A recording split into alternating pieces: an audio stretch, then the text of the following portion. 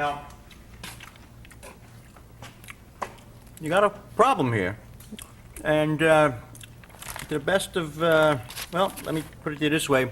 With the parts, with the labor, the whole shebang, it's $500. $500? Oh, I mean, that's a lot of money. And that's just to fix it, right? That's what I'm saying.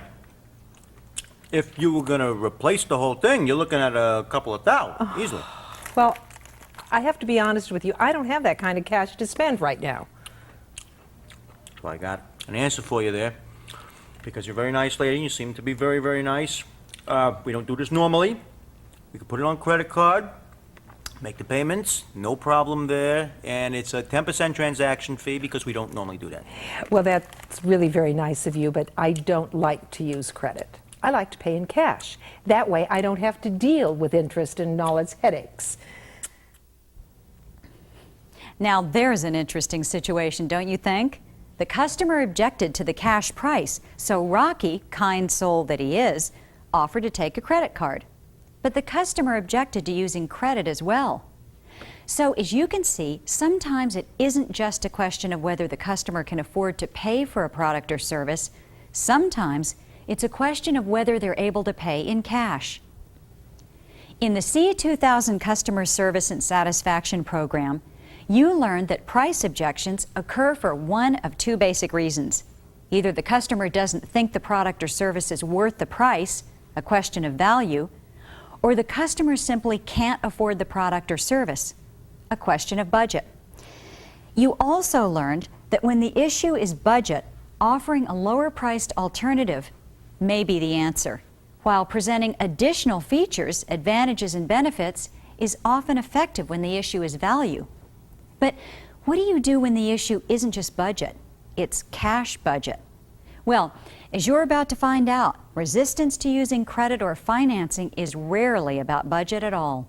Instead, it's much more likely to be an objection related to value and must be dealt with as such. Let's go through the steps one by one. First, you've got to make sure your customers are aware of all payment options. Surprisingly enough, some people automatically assume that since you're working out of your truck, that you don't have the ability to accept major credit cards. Now that price is for the whole job, no hidden extras, and it covers the installation.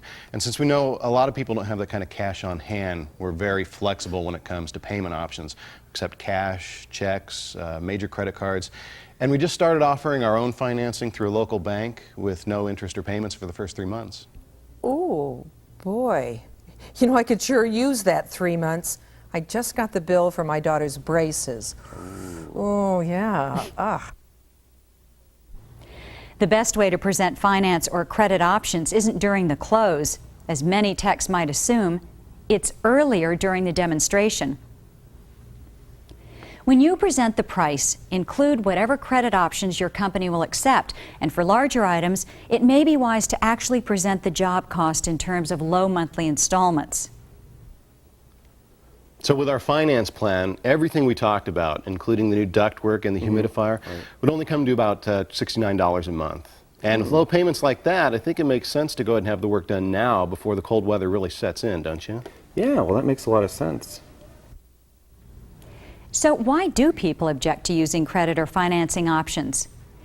Well, if your company has a financing plan or your customers have credit available, then it's back to the question of value versus budget.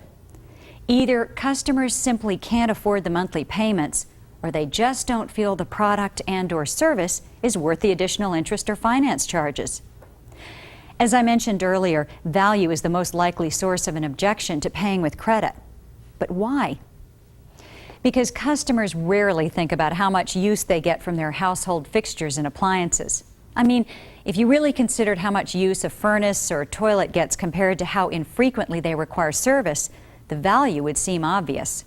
But unfortunately, the value for such items is invisible. It's taken for granted. Look at it this way. If people recognize the value in something, they really want it, and they have the available credit, the odds are good that they'll use that credit to make the purchase. All you have to do is look at the total credit card debt in our country to see that this is true. However, the object of this module is not to get customers to spend more than they can afford. It's to help customers realize when they can afford what they need. If you present the price as a long-term investment, you show the true value of the product or service you are trying to sell. For example, let's say you're selling an installed faucet that costs $275. You might explain that since the faucet will provide many years of service, the price is equivalent to only pennies a day. Well, I can appreciate that it's more than you wanted to spend today, but when you think about it, it's really a pretty good investment. Well, why do you say that? Well, think about how often you use your hot water. You use it for bathing, cooking, cleaning. You're using it all the time. If you divide the price of the new unit by the number of days in a year, you find that you're really only spending about 50 cents a day. I'd say that's a pretty good deal, wouldn't you? Yeah, I say that's pretty good. I never thought about it like that, but it does make good sense. And you did say it's going to last quite a few years, right? Right. Pretty good. Now, the more successful you are at building value, the less likely your customers are to object to potential interest payments or finance charges. However, if the objection does continue, an effective technique is to present the combined benefits of immediate use and low monthly payments. Well, I can appreciate that you don't want to use a credit card because of the interest, but since the new tub is a little out of your budget right now, using credit would allow you to enjoy the luxury of having your own whirlpool right now, while spreading out the cost over the course of a year or more. And the interest over the course of a year would only run you about 75 cents a day. It's a small price to pay for pampering yourself, right? Yeah, well, I guess when you look at it that way, it really isn't that bad. Well, how soon can you install it? I can get started this afternoon. Hey, that's great. Well, that's all the time we have for today. I hope you enjoyed the presentation and that you'll find this week's exercise both fun and educational. Goodbye for now. I look forward to seeing you again soon.